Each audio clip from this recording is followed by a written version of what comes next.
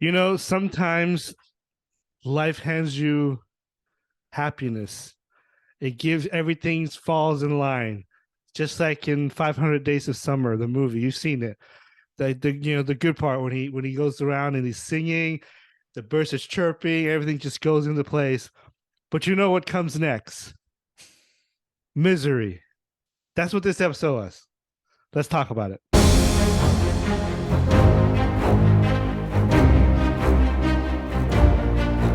And welcome back to Movie Nerds, folks. My name is Tom. I'm here with my co-host Dave. How you doing, Dave?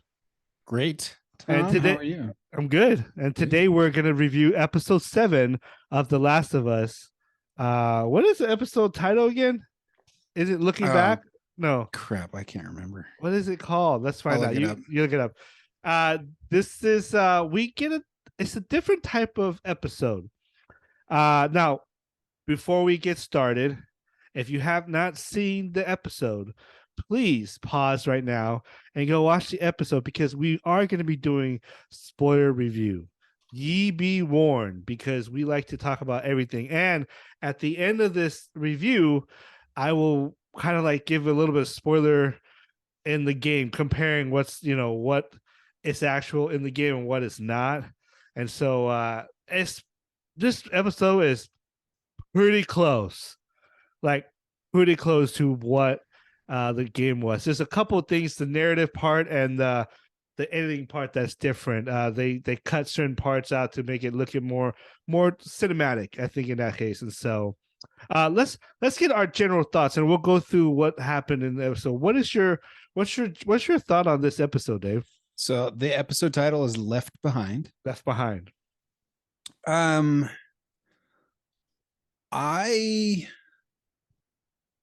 don't know.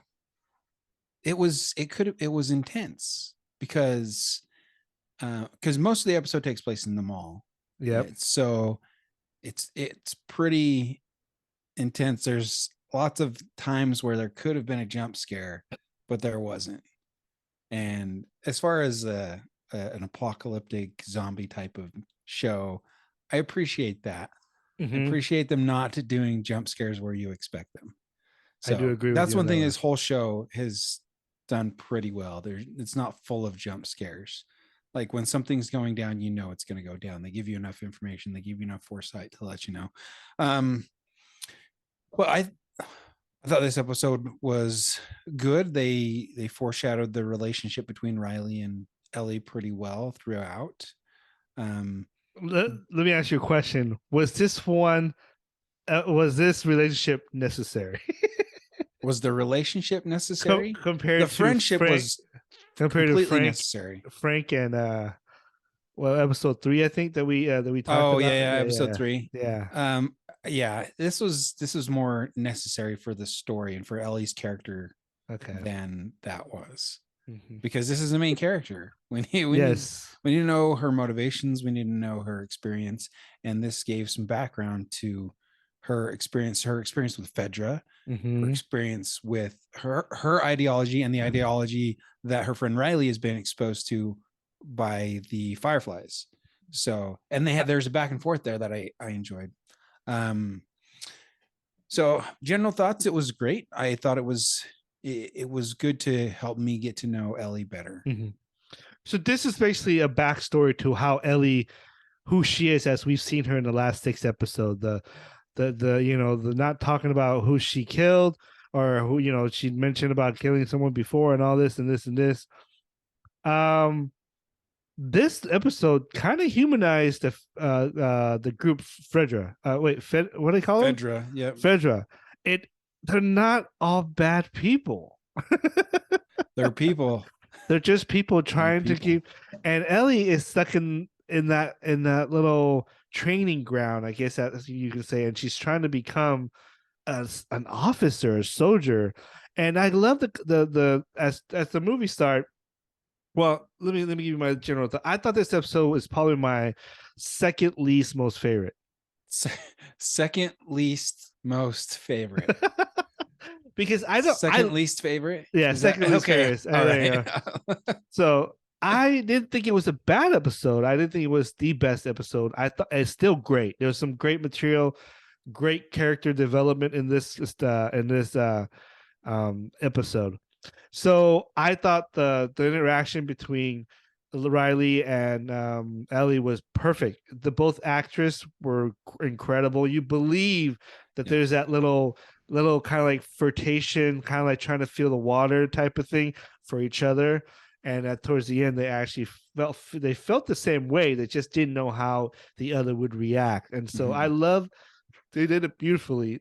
The reason why I think this means more than Frank and what was the guy Frank and Bill Frank and Bill relationship is this story ties to the main character and her character herself, and I love the flashback.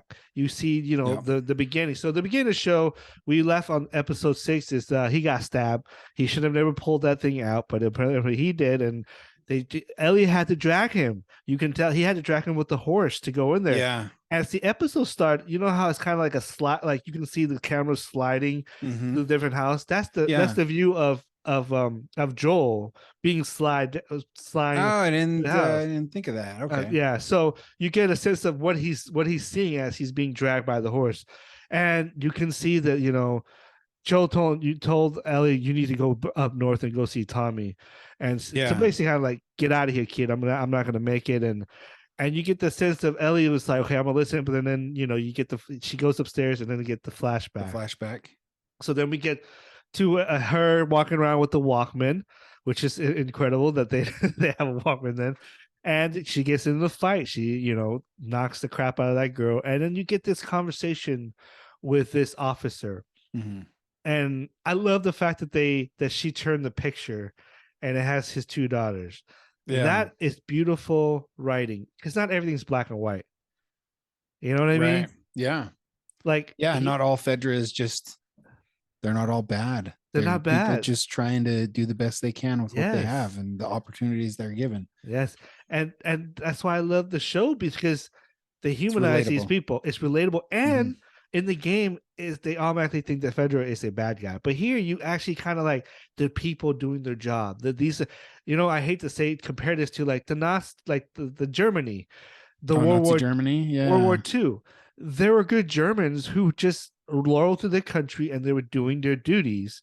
It's the same way as the United States, and they just they were told what to do by their superior, whether be evil or righteous. They were told what to do and they had to follow the order. And so we get the sense of that not all German are like the Nazis. Not all Germans are Nazis. And so in this case, they kind of telling us, look, Fedra is kind of like they're just human, just like you and I. And so so I love the interaction. They didn't really Ellie wasn't really given much of a choice at all in her life, wasn't it? No. Yeah, she was either gonna be, like the officer says, look, this cop. Yeah, you're gonna be a grunt, or you can be an officer. And those are your two paths. No other path. Like what? She could be a normal person, can't she? But I will say that's kind of once someone's in a big government organization, that's kind of what it is. Like, this is the path forward, unless you yourself find a way out. Yeah. Okay. But so nobody ever says that. But I love the fact that at one point he does say, look, you have potential. You can be a great leader. That's one time that she probably kind of, she hints at like looking at him like, oh, he actually believes in me. And so because she didn't have parents. No, she didn't. She didn't have someone giving her encouragement like that. So this guy's like, I tried the negative stuff. I tried putting you in the box. It didn't do anything. So I'm going to be honest with you. That's the best you can do with the kid. Yeah. And she gets it. And I think that's where she kind of like started listening, like, okay, he's being truthful to me. So you get this, then she goes away and she goes back to the room and she looks at an empty bed, which was Riley, who was her ex-roommate, who was gone for 3 weeks.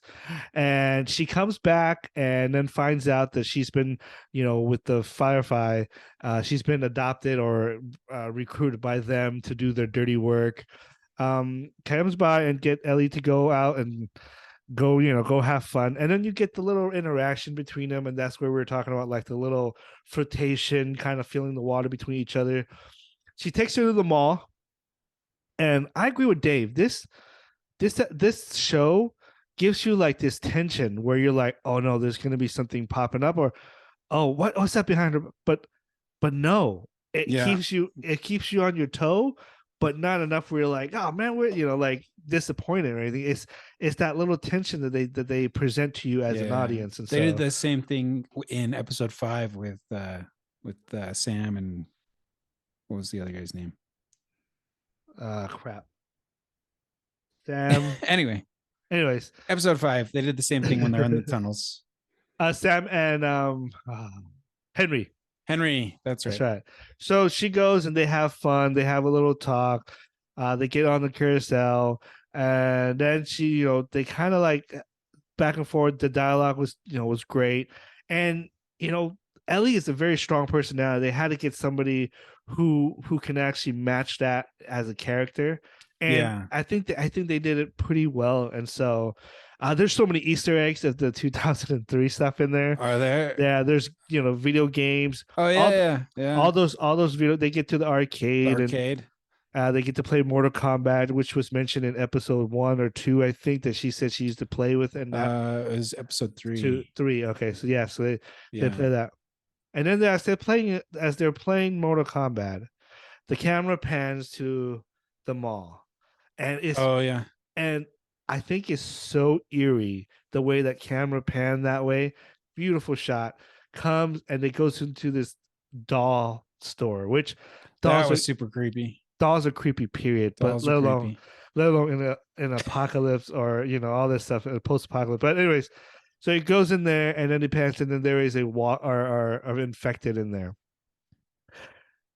I have an issue with this scene. Okay.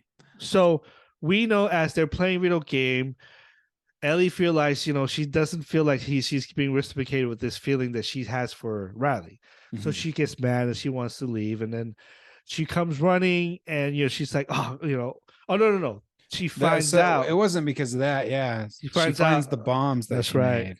And it's like, now that bomb was actually probably used in episode 1 with what's her name, Tess, when she was being interrogated. When we don't know. We don't know. Could have been. So she's so you get that interaction. What you were saying, how she's Fedra kind of, and she's Firefly, and there's clashing. She's spewing the Fedra propaganda, and then Riley's spewing the Firefly propaganda.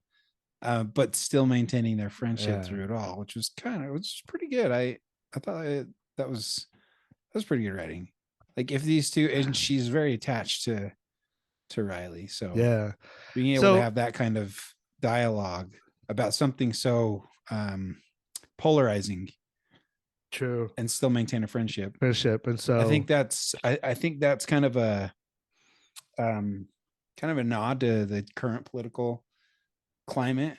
Like that's kind of how it is, right? It is.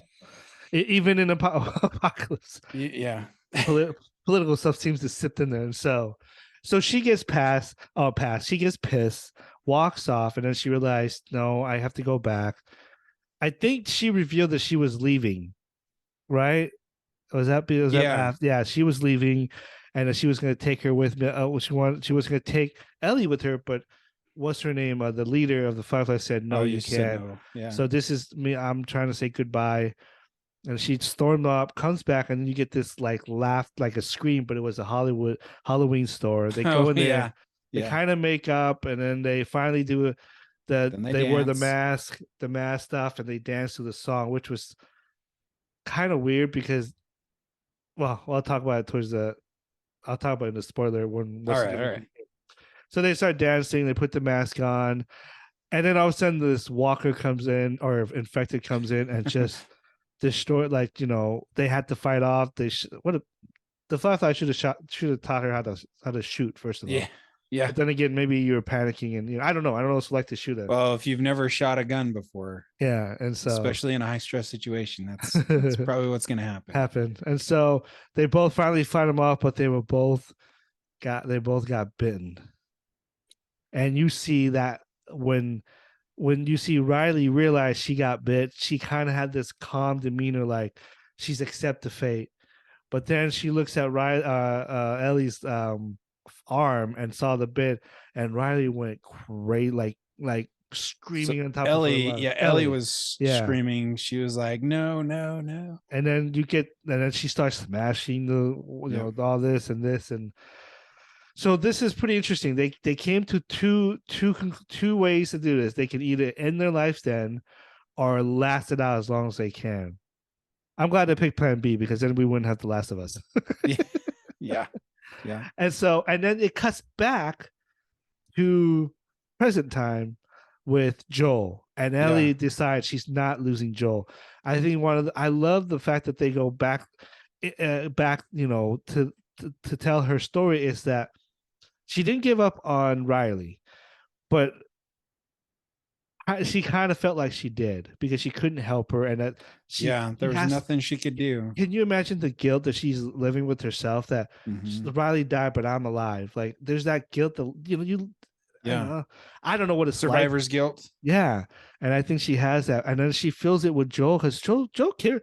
There was that one scene when she went and found the needle and the thing. Like she put her hand on his hand, and he grabbed his hand, and this is the moment where Joe do care for Ellie, and so she stitched him up, and that was the end of the episode. And so now, let me ask you a question: do you have any issue with this episode? I wanted to know. I would like to see what happened after they decided to try to keep going. Like, how did everything transpire between Ellie and Riley? I think it will. I think they will go back. You think they're gonna do? They're gonna do one more and gonna see what happens. And so, okay. I think it could have been condensed a little bit. Yeah. Okay. Like that whole. I think it was good though. It was good, but yeah, it could have been shorter. I agree. Could have been shorter. So those are my only two real issues. I don't know. I feel like the setting, the lighting, the set design, the character development was all good. I have one issue. Okay. So that infected was there the whole time. The whole time. And she's been staying there and sleeping there. And been playing Mortal Kombat. Yeah. And getting pretty good at it. She's been practicing. So infected never. And now he wakes up from that. So it takes two girls for him to wake up. Maybe she wasn't being as loud. I don't know, man. I don't know. Because they're yelling, screaming, laughing. Maybe. But at a certain point, he has to hear something. They're pretty. And remember, if they're connected to the ground, they can sense sound from everywhere. Yeah. Now, whether there was anything underneath there or not, but it was kind of like, and it's just the one. Just that one. And so I don't know if I believe that scene as much because it made no sense that she's been, and for her to be there the entire time, wouldn't she sweep? Wouldn't they look? Because here's the thing, the Firefly made her stay there. That's her post. Oh yeah, right. And so she was building bombs in that. So they gave her that assignment. Wouldn't they be trying to like sweep the floor and make sure everything's gone? Like, I mean, they would. Yeah, they'd clear the area. Yeah, before putting one of their own there. Yeah, I don't know. Unless they're expendable. It seems like that. She's this 17-year-old girl. Yeah. So that's the only issue I had. I thought the episode was great. I thought we get a backstory of what Ellie, how she's like the way she is. It's because of this certain event that she has. Look, folks, I'm not I don't know what it's like to have the same attraction for the same sex. Bless those who has that attraction, and I don't agree with that lifestyle. But love is love, and if you can't help it but to love somebody, and Ellie right there lost her best friend and the girl that she first fell in love, her first kiss, first dance, and all that stuff. And so, I can understand the pain that she carries with her, and eventually she will be telling Joel what's going on, how it happened. And so, all the 80s songs that played,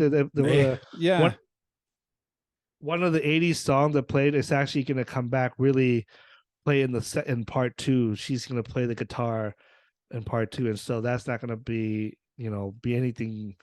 If they adapt that part, then you'll hear that song again, and Joel's gonna teach her how to play that. And so the song that was playing when they were dancing to. Yeah, no, Okay. not when they first come to the escalator. That was cool. How cool was that? That was great. I'm like, wait, how do you get moving excited for stairs? She's never seen it before. Oh, this is all new to her. It's such a great way to tell us that she was born away from all those after things. all this After all, yeah. Yep. And you can't. She lit up when she saw it. I'm like, that's the same way when I first saw Inception, or when I first saw, anything that like Sixth Sense, those excitement that comes into her eyes when she saw the stairway. I thought that one was cool. And so okay, let's go to the what's the difference. What's the difference? Nothing much. The only thing difference is that the way Riley comes into her room, she actually pretended to bite Ellie in the video game. Really? Yeah. Okay. So that's the difference. The other one is when she said, "How are you with the Firefly?" She showed her gun in the game. She has a little necklace that has a Firefly thing, and she shows it to her. Okay. Yeah, so, the other thing is, when they first get to the mall, they actually wore the mask first, and they started doing the dancing and all that with the mask. That's the first thing they did, and in fact, she switches her mask for a witch's mask. And so, yeah. So there, and the book, the pun, no pun intended, part 2. Yeah. She gives it to her. She gives it to Ellie when they were riding the carousel. Oh, okay. Yeah. I don't know if they kiss. I gotta go back. Yeah, I gotta go back and look. I don't remember that part. But if it happens, it doesn't really matter. But I don't know if they did that. But the photo taking was real. The difference is that they actually, in the show, it prints and you can see it's faded. In the game, it actually, do you want to post it on Facebook? Oh, really? Yeah. But they don't know what Facebook was. It was just kind of cool. That's funny. One of the things that's cool was when they were talking in the scene when they were telling the joke, and they're talking about the screenshot. And I love how both of them was like, "What's a screenshot?" Like, yeah. I thought that was clever. Funny. So that's the only much that it was pretty different in the game. Okay, pretty much it was pretty on point, dude. Pretty that's on awesome. Point. And so it was a great episode. Next week, you get to meet David. I didn't want to say his name yet. David, who is guy? Bad. They're the bad of the bad. They bad guys. They eat people. Oh, they're cannibals? They're cannibals. Oh, I wonder how they're going to make that. How they're going to reveal that. He is creepy. Though in the game, I don't want to talk about it yet. I'll talk about next episode. But okay, I think and Ellie will have to deal with him, and she's going to be brutally like beaten up. Just watch. She is. Joel is out of commission here now. How would they do it on the show? I have no idea. They're going to adapt some element from the game. I can see that already because she goes out hunting, and that's part of the game. But I don't know how they're going to do it. In fact, the guy that plays David, the character David, there's another guy that was with him in the game. Well, that other guy is going to be played by the voice of Joel in the game. So it's going to be cool. Oh, really? Yeah. So he's going to be in the show. So next episode is going to be very telling how Ellie's going to change, because in the game when this event happened, she kind of like shuts down. Oh yeah, because of what she experienced. And so, but we'll see how they're going to adapt that. And so I'm excited for the next episode. Should be fun. Then we're going to go to Salt Lake. We're probably going to go to Salt Lake City in the last episode. Nice. Two more episodes. Two more episodes, and then we'll be done with this series. And I'm going to start playing part 2, and then we'll see what happens. And so, anyway, folks, it was a really good episode. I say it's my least favorite, my second least favorite. Doesn't mean that it's a bad. I love all the episode. I would have ranked this. So 7 episodes so far. How is it compared to House of the Dragon?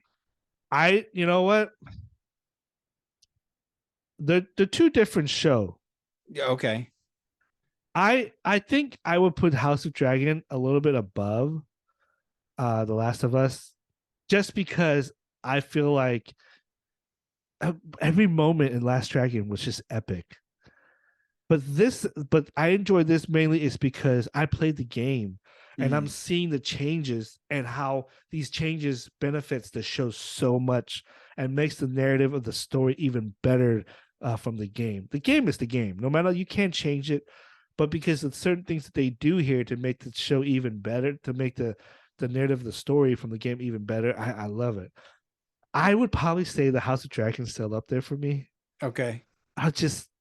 You can't go wrong with dragons. You know what I mean? You can't go wrong with dragons. You know, incest and dragons.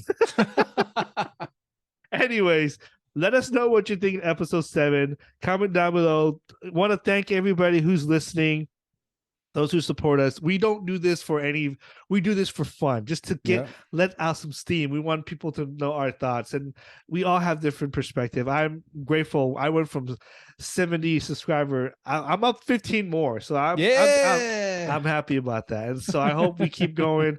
There was a couple, we did a review on Ant-Man. There was a couple comments. Like really a good comment. Go read it. Yeah. All right. Pretty cool comments, and I appreciate those guys. Yeah. Awesome. So please keep listening to us. We might not have the same perspective or same opinion, but we can respect each other for those opinions, because no one's really wrong here.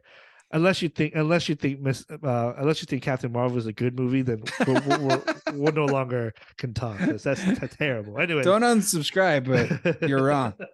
Anyways, let us know what you think of the episode. Are you excited for David coming in, because he is a interesting character? And so we'll find out next week. Until next time, be kind.